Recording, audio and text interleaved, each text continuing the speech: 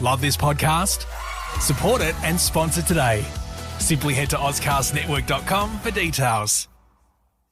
Up to $26,000 per employee? They call it the 15-minute refund, but it's not a gimmick. It's for business owners who stuck it out during the pandemic. The Employee Retention Tax Credit, or ERTC. But time is running out to get started. Talk to the experts. JWC Advisors at iHeartTaxRefunds.com. Who are they? CPAs who will keep you on the right side of the IRS. So do it the right way. Go to iHeartTaxRefunds.com. That's iHeartTaxRefunds.com.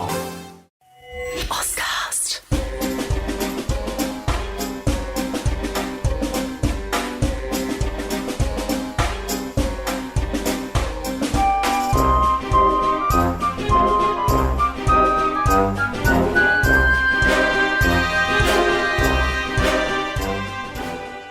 Hello world, I'm John Bruni and you're listening to Strategikon, your window to all things security and foreign affairs. At last year's British election, Boris Johnson was not just returned to power, he was returned to power in a landslide, putting paid to the notion that he was unelectable and that the British people were simply fed up with Brexit or against it entirely. The British people have now voted, and Brexit is to become a reality. And in the carnage of Johnson's landslide victory, the UK Labour Party leadership is rudderless. Jeremy Corbyn will stand down as Labour leader, but who will replace him? And how will the Labour Party itself, divided over Brexit, deal with Prime Minister Johnson's renewed mandate and the fact that the Prime Minister now resoundingly controls the entire Brexit agenda? Will he rule for all of Britain, as he says, or will Prime Minister Johnson rule for traditional conservative elites? How will Brexit transform the relationship between London and the EU capital Brussels? And how will it transform the relationship between London and Washington? Furthermore, how will the grand disruptor of European peace, Russian President Vladimir Putin, see this as a challenge or an opportunity? To discuss these matters today, we are joined in the studio live from the UK by Commodore Patrick J. Tyrrell, OBE RN retired, Chair of the SIA Advisory Board and SIA Senior Non-Resident Fellow Global and Maritime Security. Before we start today's episode, I would like to remind listeners that Strategikon can be found on the Ozcast network, iTunes, Stitcher, TuneIn, Spotify, and on the Sage International Australia website, www.sageinternational.org.au. Pat, welcome back to Strategikon. Okay, Pat, now Boris Johnson has won his mandate, and an overwhelming one at that. What does this mean for Brexit, and when can we expect a deal to be passed? Well, at least we got clarity. Boris Johnson has, as you say, now got a mandate, and he is pretty untouchable for the next 2 years, pretty safe for the subsequent 2 years, and then, of course, he'll have to look for an election again in the 5th year. So as far as the basic enabling legislation, that will be passed by the end of January. So technically, we will be out of the European Union on the 31st of January. Okay, well, what was the European reaction to Johnson's landslide victory then? Well, I think on the main relief, because we couldn't have gone on any longer with the complete deadlock that we had in Parliament. You know, the last Parliament could not make its mind up over what it wanted. And therefore, even when Parliament itself was holding its own votes, so it was driving the agenda, they couldn't work out whether they wanted a second referendum. There was never a majority for that, or whether they wanted to have a no-deal Brexit. I mean, there was no majority for that. So they were quite happy to turn down things, but they had no real idea of what they wanted. They couldn't make up their mind. As a result of the election, and all the Conservative candidates, I am told, were told that they had to sign up to the fact that they agreed with getting Brexit done. So Brexit will get done. So the European Union knows that we are now going to move forward. What happens if the EU decides to draw out a UK-EU trade deal? What are the implications of this happening? EU Commissioner Ursula von der Leyen has said that a deal would be impossible under the current Brexit timeline. Well, I think to some of this is sort of setting out your stall, as it were, before negotiations take place. I have some sympathy with Boris Johnson, not something I would say too often, but here we are with the EU, where we are close and tightly aligned in everything. So our starting position is that we have EU alignment. Now, what Boris is saying is, OK, over the next year, we need to go through everything and work out where do we want to keep close alignment and where do we want less close alignment. Now, there will be a price to be paid for this that will be exacted either by the UK or by Europe. So what the EU is doing at the moment is setting out its stall saying, oh, this is very, very difficult. I don't think it need be difficult. And I think that whereas the EU acted as a very tight corporate whole when looking at the original Brexit arrangements, the one that's now been agreed with the EU and passed through, and after all, everyone said they couldn't get that agreement, and they did. I think that we're going to find more and more of the individual nations are going to, already, the French fishermen are busily saying we've got to have a deal that allows French fishermen to come into British waters. Now, how much we can get in return for letting the French into British waters, I don't know, but there is a deal to be made there. So I think that whatever the EU might say at the moment, by the time they get behind closed doors, they know it's in their interests and our interests. It's in everybody's interests to get a deal done as quickly as possible. After all, this thing's been going on for 3 years. A lot of what I've seen, let's say in civilian media, Pat, has been that a large part of Brexit has been to avoid certain kind of negative outcomes of being part of the EU.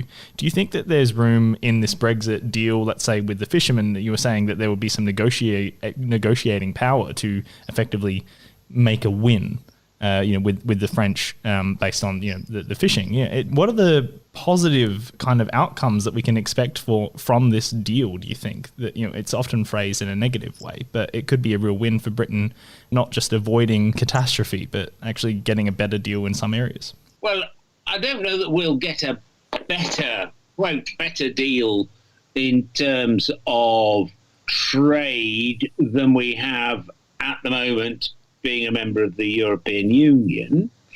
But I think that what the Brexiteers wanted is the freedom to move in a different direction from the EU if they felt that was necessary, and the freedom to strike alternative deals.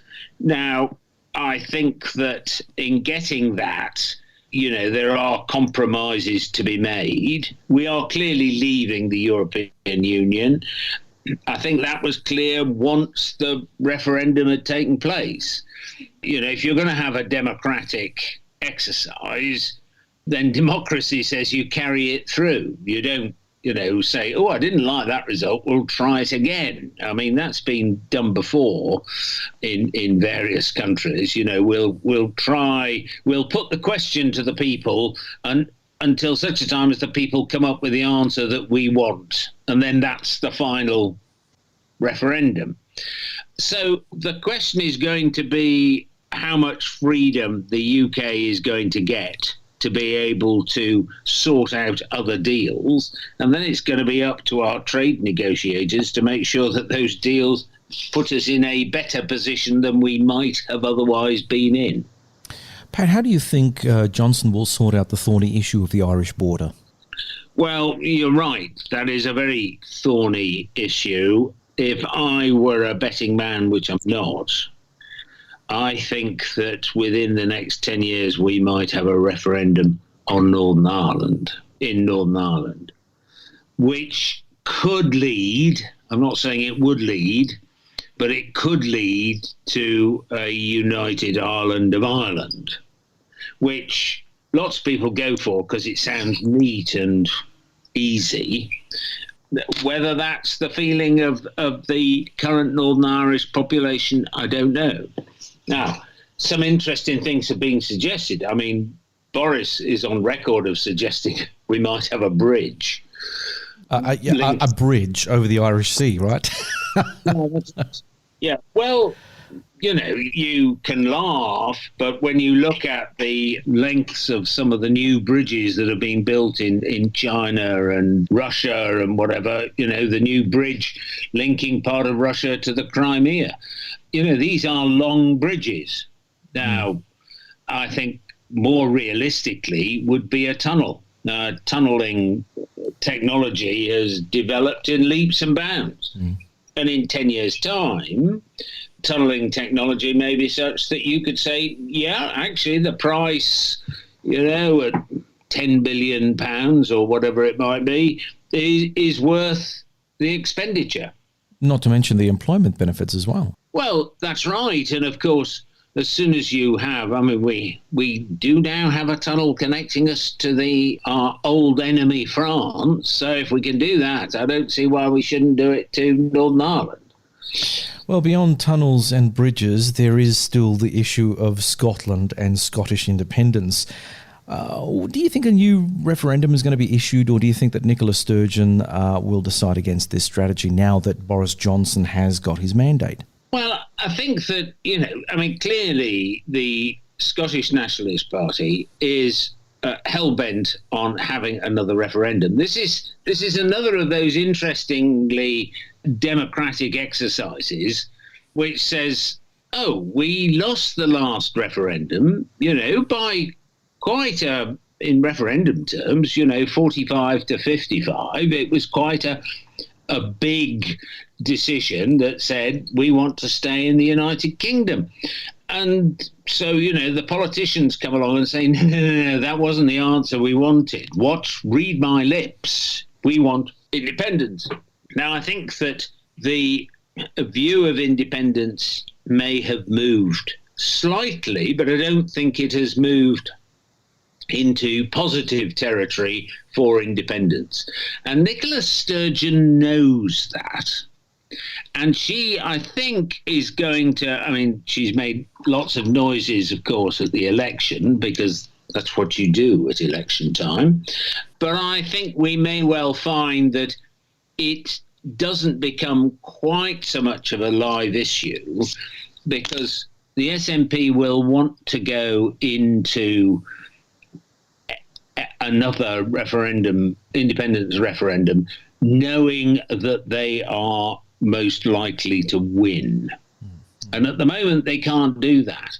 And I think also the SNP are very aware of the fact that their policies in terms of running Scotland don't really stand up to detailed examination. I mean, they are not doing well in terms of health and education metrics.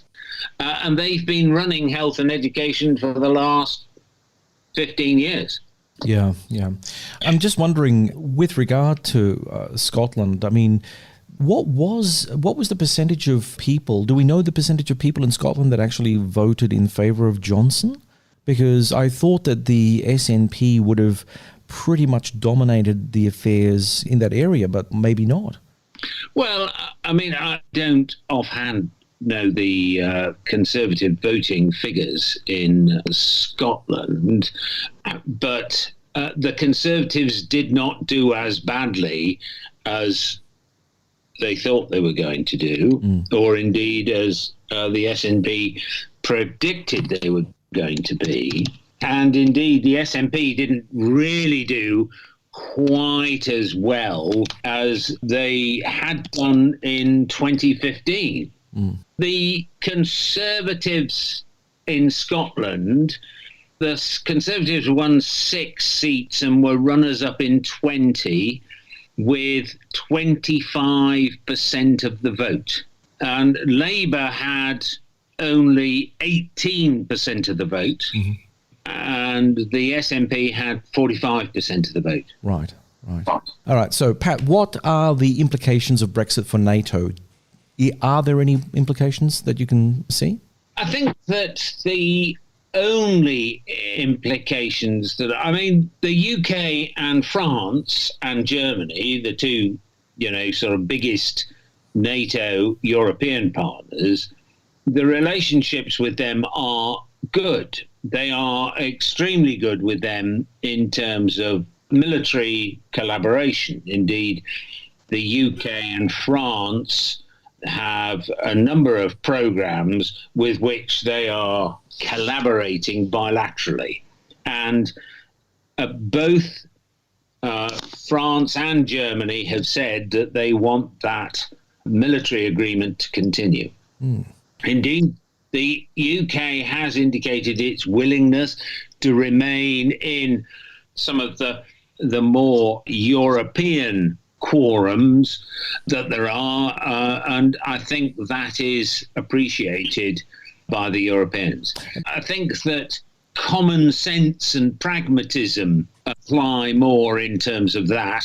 I think the bigger threat to NATO is what Uncle Sam is going to do, and that changes minute by minute and tweet by tweet. Pat, the reason why I asked that question is that obviously, NATO is an organization that is military in nature, but it relies on a civilian supply chain. And whatever happens to the civilian supply chain will have an effect on the military in some capacity. Can you unpack for our listeners what those particular issues might be in terms of Brexit, and how a Brexit Britain will actually fit within the NATO structure? I think that the supply chain, as you rightly say, is a lot more international and global than it was, let's say, even 30 years ago or 40 years ago. And many of the big defence companies, the French have a number of large defence companies, the UK does, Germany does. I think that I feel that there's a sense of determination to make sure that these defence companies continue to collaborate together. The issues of providing capability into NATO have long been a big problem with which NATO has wrestled. And it's a problem that NATO has wrestled, and the EU has been quite light on dealing with. I mean, the EU has, of course, got aspirations of having a European defence arm which can do things on the global stage.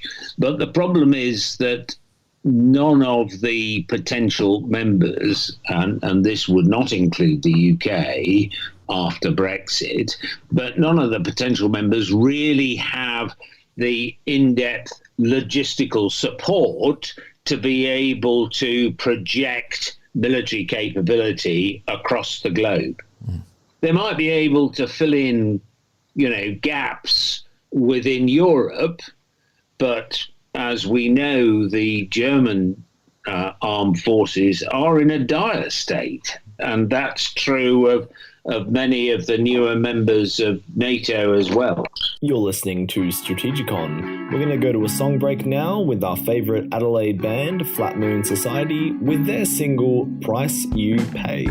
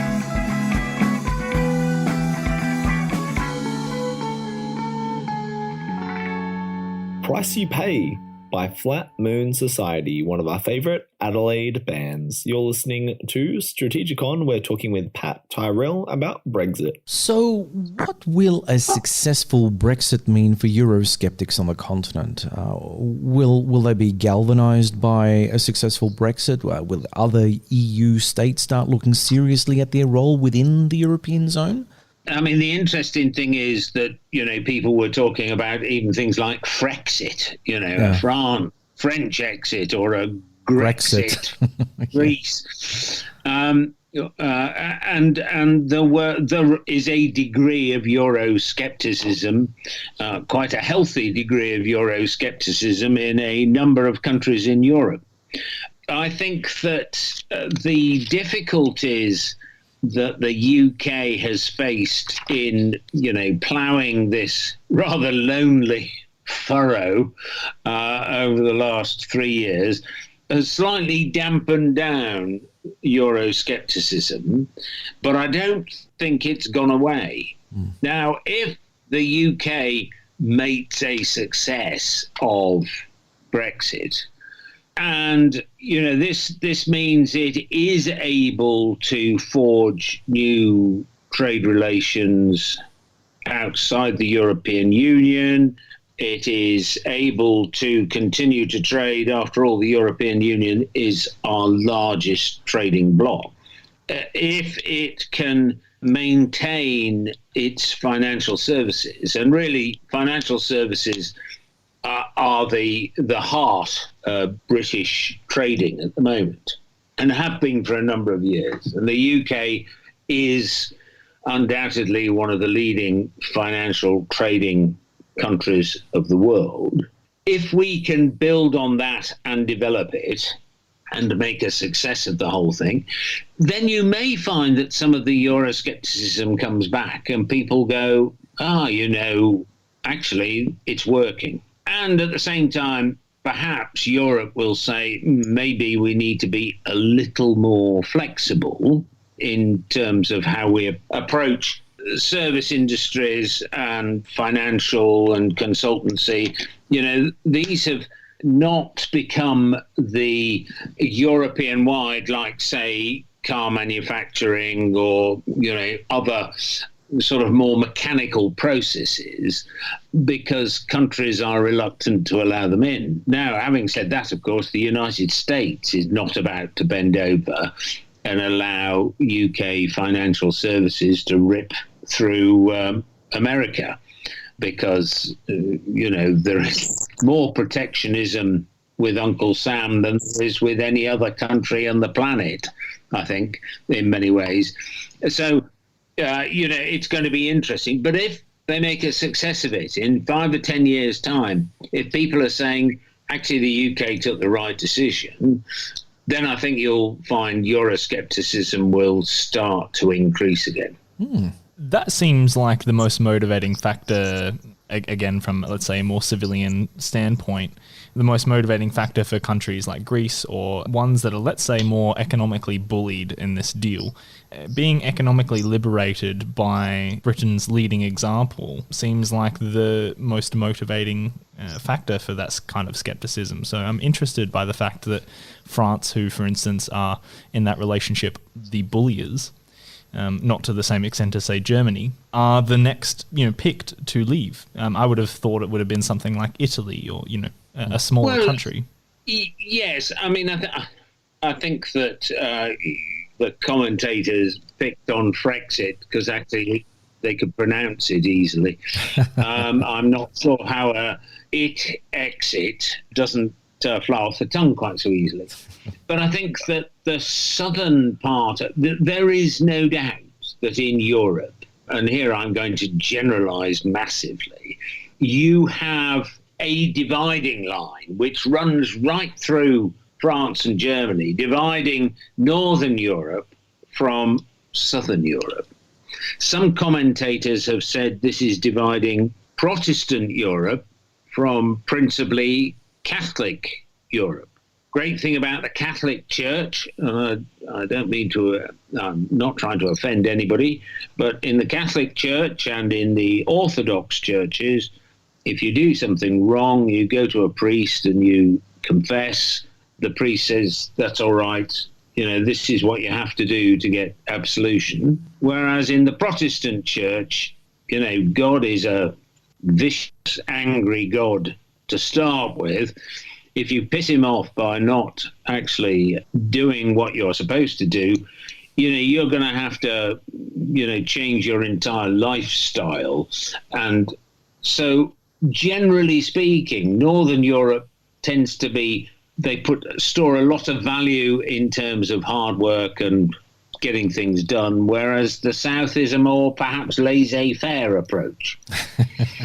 They can get away with a few Bloody Mary. Oh, sorry, Hail Mary. Sorry. Maybe both. Yeah, probably both. Now, that may be a very cynical approach, but actually, if you look at Greece and you look at Italy and you look at Spain, these...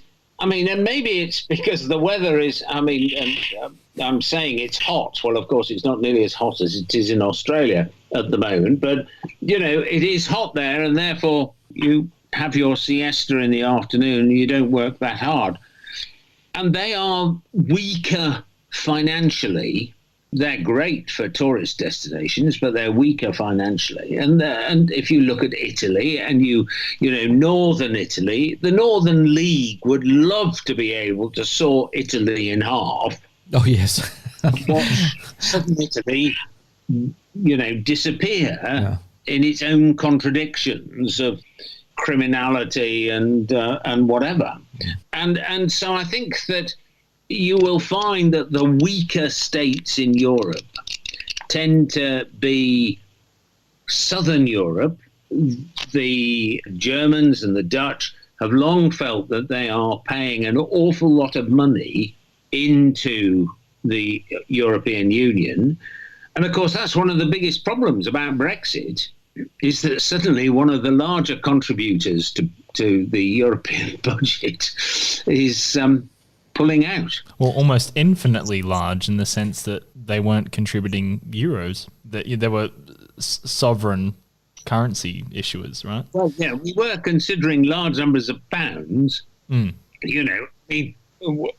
paid in a vast amount of money every year into the EU. And all right, we weren't members of the euro, and therefore we weren't part of the stability, if you like, of the euro. But when the euro was developed, they said, oh, well, we've got to have the Greeks in, even though they don't fulfill any of the criteria for becoming part of the euro currency, because they are the historical heart of democracy in Europe. Well, that's not perhaps the best way to run your financial systems.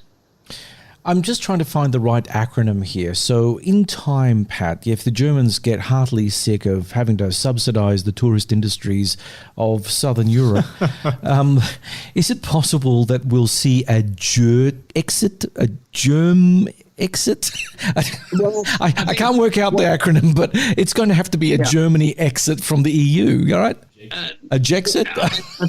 I think what tends to happen is that you would get what has been threatened several times, which would be a two-speed Europe.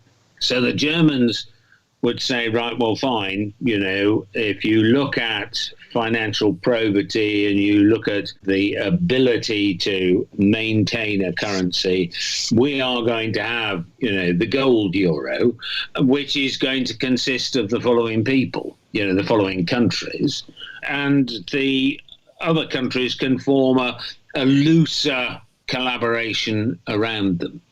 Now, how well that would work, I don't know. I think that this is the problem of trying to map a political structure with a financial structure, between different nations. Traditionally, a nation, look at Britain, it was a series of warring nations, but after a bit, they all spoke a common language. And if you look at the movement of and this is a very topical issue at the moment, if you look at the movement of resources and funds within Britain, most of it is generated in London. I mean, a huge amount of the wealth of Britain is generated in London. And of course, it's up to the government to move that money out to the less wealthy areas. And at the moment, we have a big thing about how do we improve the lot of people who live in the north of England. I have to say, I think they ought to improve the lot of the poor buggers who live in the southwest of England. But, that's just me. So within a country, it can sometimes be difficult to make sure that resources get spread fairly and that all parts of the country buy into that. I mean, there's an argument about the amount of money that goes to Scotland, for example. Every individual Scot apparently receives more money under something called the Barnett formula than everybody living in England. Now, in normal times, people don't worry about it. It's part of the thing that makes the whole thing go round. But it can lead to political angst and people saying, why are we giving this money to the Scots who don't want to be part of the Union? I mean, this came out in the independence referendum. So it occurs within countries as well as within groups of countries like Europe. Pat, what's the state of play in the British Labour Party? Labour leader Jeremy Corbyn wasn't just defeated, he was crushed. I mean, the British public repudiated Corbyn as leader and also his extreme leftist policies. So how will Labour recover? John, you've clearly not been listening to Jeremy Corbyn or indeed his supporters, who say that, of course, it had nothing to do with Corbyn and Corbyn's policies that they got so rejected at the ballot box. It was all to do with the dastardly Tories and their insistence on Brexit. Well, really, Pat, come on. The reason why I asked the question was because we do know why Corbyn was his own worst enemy. Effectively, he had no Brexit policy. He was teetering on the brink of not knowing what he was doing. And then everything else he was actually putting forward in terms of policy was not easily digestible by many British people. And arguably, that was the thing that caused the landslide for Johnson. Well, this comes back down to what we were just talking about, London versus the rest of the UK.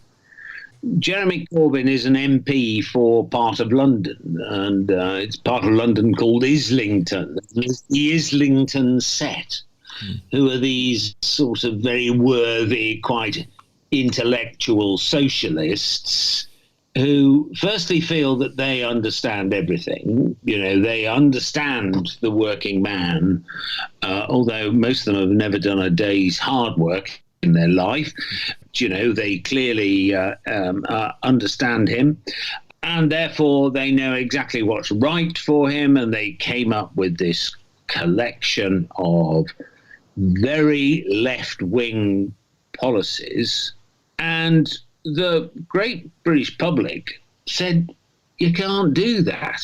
That may not be fair. It's we've tried this central planning before, and who's going to do the central planning? Oh, it's going to be the socialists in London who are doing the central planning. We're going to have even less up in the north. And they also were turned off Corbyn because Corbyn isn't a supporter of Britain. He hates Britain. He would far rather be dealing with Hamas or Hezbollah or IRA terrorists than dealing with Brits. So, I mean, okay. got down as a Labour leader and Prime Minister who was stopped by a lady whose name I've forgotten, I think Brenda something, and he was answering her questions and then got in the car and saying, what a completely biased and useless piece of, northern whatever. And his microphone was still on. I mean, he had to go and eat humble pie and go and visit her and say, well, I didn't really mean it. But actually, he was the same Labour apparatchik who thinks that all these people who are voting, they've only got one job, and that's to vote for the Labour Party. And then after that, they don't need to worry about it because we, who know better, will do it for them. It's a case of the Labour leadership holding the Labour members in contempt. Yes, absolutely. And they have done so really for far too long. The last time the Labour leadership sort of claimed to understand the voters was under Tony Blair. And Tony Blair won 3 elections for the Labour Party. He is vilified and hated in the Labour Party because he's not seen as socialist enough. So we're now having, or the Labour Party is now having this debate about where it goes. They have this arcane method of selecting a leader, most of which has been stitched up by Momentum, which is a group within the Labour Party that is extremely left-wing. Now, the communists in Russia discovered that you could call on democracy, and I say it very advisedly because you can see those inverted commas at either end of the word democracy. You can use democracy by coming in and nitpicking on points of order. So the thing becomes amazingly tedious, and people who have a real interest in improving the lot of man say, this isn't the way to do it, we'll move away.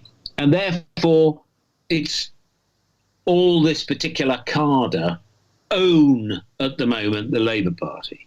And you can't tell them that these things were a disaster because as far as they're concerned, they weren't a disaster. What was a disaster was the electorate not taking the decision it should have taken.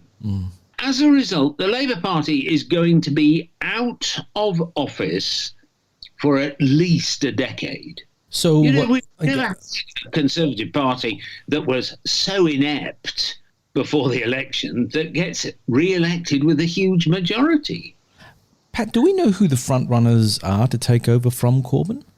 Yes, there's a lady called Long Bailey. She is seen as very much the Corbyn successor, and she supports the various bits and pieces, the policies that Corbyn had.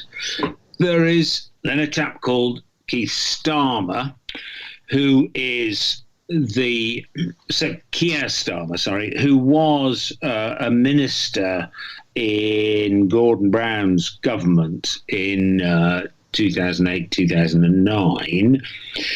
He's more of a centrist. I think he's probably going to be the front runner in this.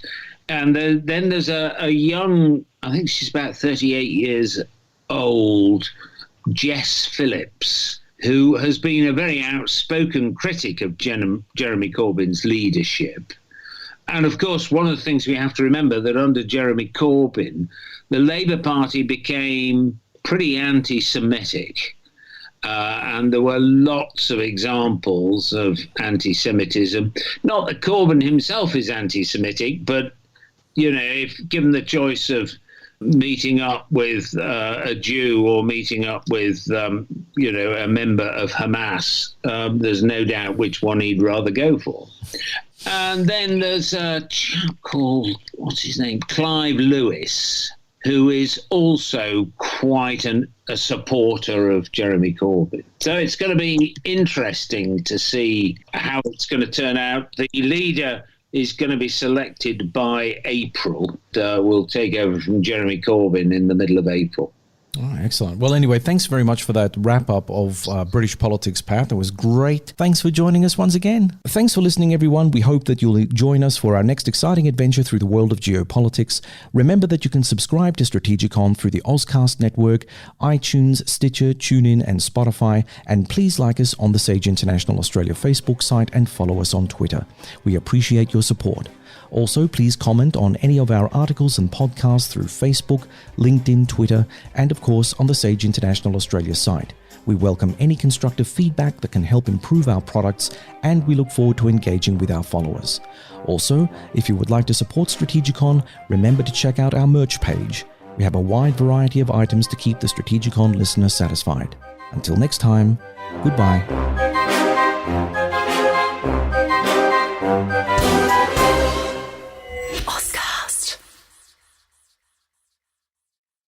Traditionally, Toys for Tots has been a Christmas-time charity. In recent years, the program has evolved into a year-round force for good by distributing toys, games, and books to children in need throughout the year. Last year, during their 75th anniversary, the program distributed over 24 million toys to nearly 10 million less fortunate children and provided over 6.3 million books to children in need through their literacy program. Visit toysfortots.org to support their mission.